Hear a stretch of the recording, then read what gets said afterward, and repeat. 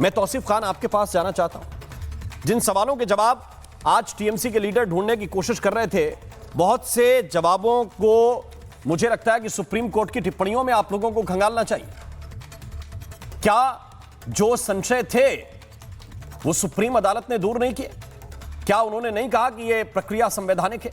क्या उन्होंने नहीं कहा कि भाई एसआईआर रोक नहीं सकते? क्या उन्होंने नहीं कहा कि बिहार चुनाव में जो माहौल बता रहे हैं कि सारे वोटर हमारे विपक्ष के लोगों के काट दिए गए, उन्होंने कहा कि हमारे पास कोई शिकायत नहीं आई?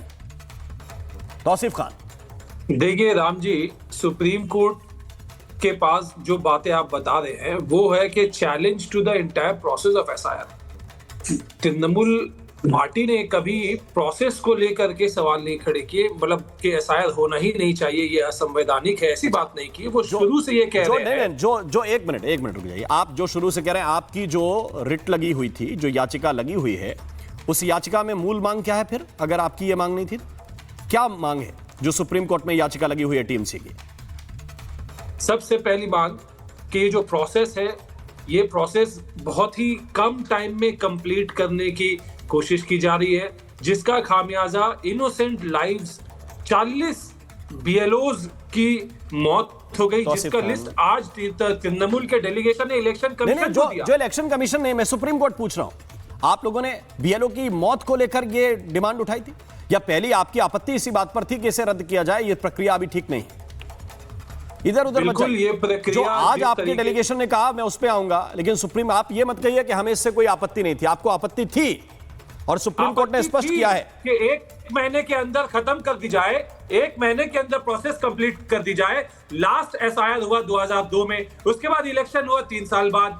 तो जब पिछली दफा एसआईआर स्पेशल इंटेंसिव रिव्यू किया गया, उस वक्त जो है इतना टाइम मिला था, और अब कहते हैं कि 1 महीने के अंदर डेटा को आप एन्यूमरेशन फॉर्म को फिलअप करके जल्दी से अपलोड कर दीजिए। बीएलओज को जो है इतना शॉर्ट टारगेट दिया गया।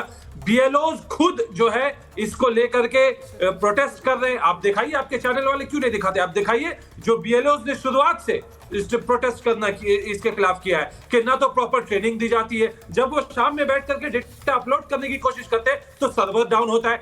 आखिर इसकी जिम्मेदारी कौन लेगा? ये मुझे बता भाई, नहीं, कौन जिम्मेदारी लेगा इसकी? जिम्मेदारी चुनाव आयोग लेगा। एक मिनट तौसीफ खान, इसकी जिम्मेदारी चुनाव आयोग लेगा, उनको लेनी चाहिए। और वेस्ट बंगाल में अब तक 87.91% ये डिजिटाइज हो चुके हैं सर, फॉर्म डिजिटाइज हो चुके हैं। आप कह रहे हैं कि सर्वर काम नहीं कर रहा है, डेटा काम नहीं कर रहा, बीएलओ को प्रेशर पड़ रहा है। 87% उन बीएलओ ने काम कर दिया है, 88% हो चुका है डेटा। जब तक मैं बात कर रहा हूं, हो सकता है 90 क्रॉस कर गया हो। ये 3 बजे तक का डेटा मैं बता रहा हूं चुनाव आयोग, और आप बता रहे हैं सर्वर डाउन है। ये कैसा सर्वर डाउन? आपकी चिंता सर्वर डाउन है, आपकी चिंता सर्वर डाउन है कि आपकी चिंता वोट बैंक है। क्या प्रॉब्लम है बताइए?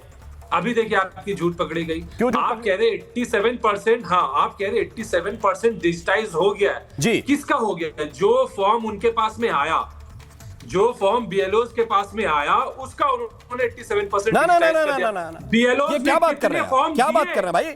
मैं आपको डेटा बता रहा हूं, ये देखिए, चुनाव आयोग की वेबसाइट पे चले जाइए, मिल जाएगा आपको। जो बीएलओ के पास आया वो फर्जी बात नहीं कर रहा हूं मैं आपको ये बताना चाहता हूं इस वक्त कि जो नंबर डिजिटाइज हो गया, आपको मालूम है, मैं बताता हूं आपको, थोड़ा पढ़िए, मैं उदाहरण के लिए बताता हूं आपको। दर्शक ये सुने, ये कंफ्यूज ना हो, ये कंफ्यूजन की पॉलिटिक्स नहीं चलने दूंगा मैं। 1 मिनट रुक जाइए। वेस्ट बंगाल में 2025 27 अक्टूबर तक जो आज की वोटर लिस्ट है, उसके मुताबिक 7,66,37,529 वोट हैं। इसके बाद चुनाव आयोग ने आज ही 3 बजे तक यह जानकारी दी है कि 6 करोड़, सुन लीजिए, 6,73,68,444 वोट जो हैं वो डिजिटाइज हो चुके हैं। अभी भी कोई डाउट है? इसका परसेंटेज आप नहीं निकाल पाएंगे? एकदम ही मूर्ख समझते हैं व्यूअर्स को। बताइए। सवाल मैं ये कर रहा हूं कि कितने फॉर्म बीएलओज ने डिस्ट्रीब्यूट किए, और उस डिस्ट्रीब्यूटेड फॉर्म्स में बीएलओज के पास कितने फॉर्म फिलअप करके वापस आए हैं। जो फॉर्म वापस आए हैं उनका ये डिजिटाइजेशन बता रहे हैं। अरे भैया, मैं बता रहा हूं आपको कि 6 करोड़ 73 लाख, 6 करोड़ 73 लाख बंगाल के वोटर डिजिटाइज हो चुके हैं। आप किसको मूर्ख समझ रहे हैं? डेटा पे आपको भरोसा नहीं है। 6 करोड़ 73 लाख में वोट में बता रहा हूं आपको परसेंटेज में डाउट है। आप अपनी ही जिद पे बैठे रहेंगे तो बैठे रहिए। बंगाल कभी आइए, 40 जो बीएलओ जिनकी जान गई है, उनका कोई जो है कीमत नहीं है। वो जान चली गई, जाने दो, उनका तो कोई परिवार है नहीं। वो बेचारों के ऊपर में डेली अपना टीचिंग का जॉब भी करना है और सामने बैठ करके अब मुझे इस पे काउंटर मुझे इस पर काउंटर लेना है, डिस्ट्रीब्यूट भी करना है। मलूक नागर जी का काउंटर लेना है। विजय शर्मा जी के पास में जाऊंगा, लेकिन मलूक नागर भाई, बीएलओ की जान गई है, दुखद पहलू है, लेकिन ये क्यों स्वीकार नहीं कर रहे कि वही बीएलओ इतनी मेहनत कर रहे हैं जिसका ये डेटा भी स्वीकार करने के लिए तैयार नहीं? राम मोहन जी, हमारी दिक्कत क्या है कि अगर हम कुछ इनकी झूठी और गलत बात का जवाब देते हैं तो कहते हैं प्रवक्ता बन गए चुनाव आयोग का, और अगर हम चुप बैठे रहते हैं तो कहते देखा ना जो हमने कहा ठीक बात है, इन पर जवाब नहीं है। अच्छा, आपकी हमारी और तीसरी मजबूरी क्या, आप हमसे पूछते हो, अब हम जवाब दें। ये जवाब तो देना है चुनाव आयोग को, लेकिन एक सीधी सी बात मैं कह रहा हूँ कि अगर ये एसआईआर का विरोध कर रहे हैं तो चुनाव आयोग संवैधानिक संस्था, माननीय सुप्रीम कोर्ट का ऑर्डर हुआ बिहार में, एसआईआर को, उस ऑर्डर को कंप्लायंस करके करने की बात आगे शुरुआत हो गई। अब उसका भी विरोध कर रहे हैं। उधर सो कॉल्ड इंडिया गठबंधन में राहुल गांधी जी ने जो आरोप लगाए, जो मर गए हैं उनकी वोट है, जो जिंदे हैं उनकी वोट नहीं है, एक एक वोट कई कई जगह बनी है। तो अगर चुनाव आयोग एसआईआर में वही कर रहा है, अगर ये उसका विरोध कर रहे हैं, तो ये कहो सो कॉल्ड इंडिया गठबंधन की सबसे बड़ी पार्टी कांग्रेस के सबसे बड़े नेता राहुल गांधी का ये विरोध कर रहे हैं। अगर किसी बीएलओ की जान जाती है किसी भी वजह से, हमें पूरी हमदर्दी है और हम चाहते हैं कि उनकी पे इतना प्रेशर ना आए, और जहां चुनाव जल्दी है वहां तो जल्दी होनी चाहिए, और जहां चुनाव में भी बहुत समय है, अगर हमें पूरा उम्मीद है चुनाव आयोग जनहित में एक्नॉलेज करेगा, संज्ञान लेगा, और वहाँ टाइम बढ़ाया जा सकता है। लेकिन अगर ये इस तरह की भाषा बोलते हैं कि अगर एसआईआर में ये हुआ तो हम देश को हिला देंगे, ये देश को कोई नहीं हिला सकता, ना देश को एमएलए हिला सकता, ना एमपी हिला सकता, ना मिनिस्टर हिला सकता, ना चीफ मिनिस्टर हिला सकता, ना प्राइम मिनिस्टर हिला सकता। देश एक बहुत बड़ी चीज़ है। तो तुम सुप्रीम कोर्ट के ऑर्डर से एसआईआर लागू है, चुनाव आयोग संवैधानिक संस्था, उसे नहीं मान रहे, और उधर देश को हिलाने की बात करोगे, तो क्या हम ये माने कि आप लोग इस देश के संविधान के अब खिलाफ जाने लगे हो जो बाबा साहब ने लिखा है, या उसको मानने को तैयार? अनुराग भदौरिया आपको रिस्पॉन्ड करेंगे, जाते हैं वो अनुराग भदौरिया करेंगे, राहुल देवी जी।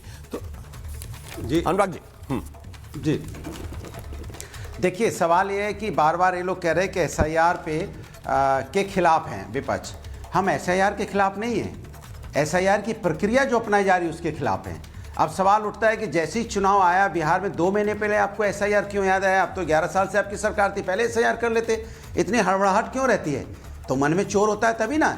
जैसे कि अभी बताया जा रहा था कि 18 लाख बिहार में ऐसे लोग थे जो अपने पेपर नहीं सबमिट कर पाए, तो उनका वोट कट गया।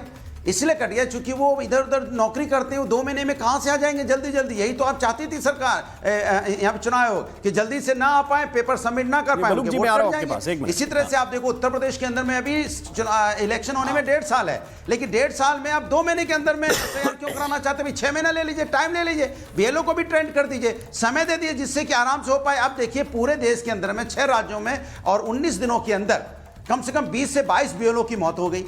कोई हार्ट अटैक से गया, कोई एक्सीडेंट से गया, कोई तनाव से चला गया।